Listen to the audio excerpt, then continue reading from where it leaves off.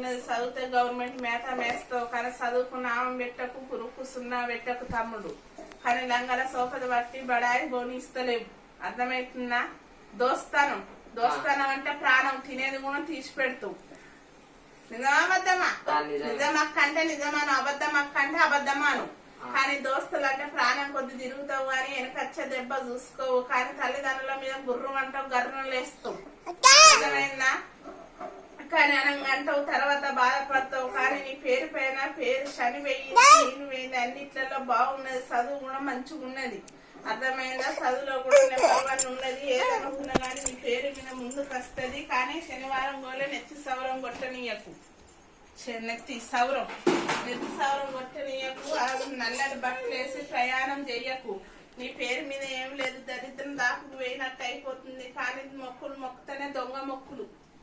దేవునికి ఆపదస్తనే